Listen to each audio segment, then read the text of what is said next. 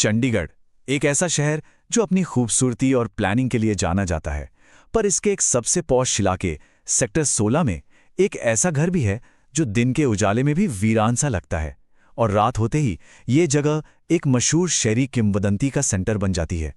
तो चलिए आज इसी घर के दरवाजे पर दस्तक देते हैं और जानते हैं इसकी अनकही कहानी।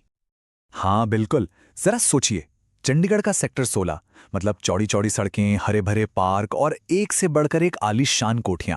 और ठीक इसी शानो शौकत के बीचों बीच एक पुराना बंगला है जो अपनी चुप्पी से जैसे चीख रहा हो।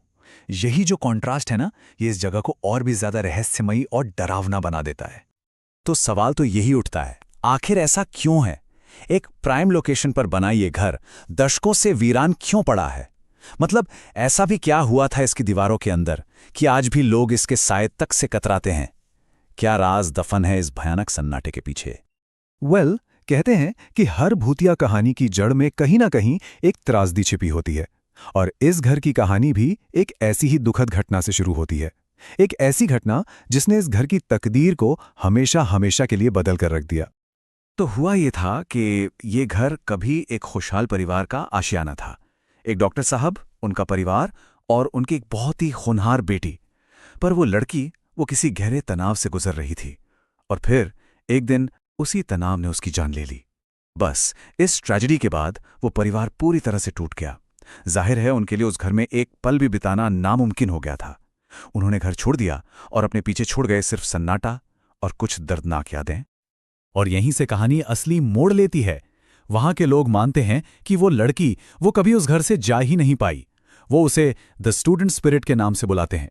उनका मानना है कि अपनी जिंदगी खत्म करने का जो गहरा दुख और पछतावा था ना, वो एक जंजीर बन गया। एक ऐसी जंजीर जो उसकी आत्मा को आज भी उसी घर की दीवारों में हमेशा के लिए कैद किए हुए हैं।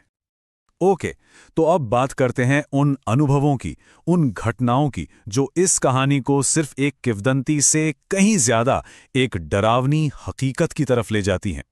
क्योंकि बहुत से लोगों ने इस घर के आसपास अजीब, मतलब बिल्कुल अनहोनी घटनाओं को महसूस किया है। और ये बातें सच में रोंगटे खड़े कर देने वाली हैं।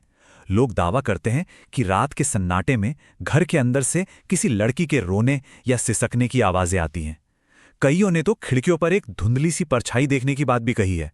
और जो लोग थोड़ी हिम्मत करके पास जाने की कोशिश करते हैं, उन्हें अचानक से एक बर्फीली ठंडक महसूस होती है, चाहे बाहर कितनी भी गर्मी क्यों ना हो। और सबसे अजीब बात तो यह है कि घर के पास आते ही फोन का नेटवर्क चला जाता है या फिर गाड़ियों की लाइटें अपने आप बंद हो जाती हैं। तो सवाल फिर वही है, क्या ये सब बस लोगों की बनाई हुई कहानियां हैं, उनका वहम है, या फिर ये वाकई उस परेशान आत्मा की तरफ से एक चेतावनी है कि कोई उसकी शांति में दखल ना दे? तो आखिर इन सब घटनाओं का मतलब क्या निकाला जाए? चलिए अब ये समझते हैं कि वहां के लोग इस भटकती आत्मा के बारे में आखिर मानते क्या हैं। ऐसी क्या वजह है जो उसे आज तक शांति नहीं लेने दे रही? और इसका जवाब इस स्थानीय मान्यता में छिपा है। लोगों का मानना है कि उस आत्मा को शांति नहीं मिली है क्योंकि वो अपने जीवन को समाप्त करने के दुख और पछतावे के एक कभी न खत्म होने वाले चक्र में फंसी हुई है। यही बोझ है जो उसे मुक्ति नहीं पाने दे रहा। और शायद इसीलिए वो अपनी मौजूदगी का एहसास कराती है। शायद ये मदद के लिए एक खामोश पुकार हो या फिर दुनिया से दूर रहने की एक चेतावनी। और आज की तारीख में वो घर बस वहीं खड़ा है, जैसे वक्त में जम सा गया हो। जंगली झाड़ियों ने उसे अपनी गिरफ्त में ले लिया है। दरवाजे, खिड़कियां सब टूट चुके हैं। जो लोग वहां से गुजरते हैं वो कहते हैं कि वहां की हवा में एक अजीब सा भारीपन है, एक ऐसी नेगेटिव एनर्जी जो किसी की भी हिम्मत को परख ले। अब ये घर सिर्फ एक इमारत नहीं है, ये तो चंडीगढ़ की डरावनी कहानियों का एक जीता जागता स्मारक बन चुका है।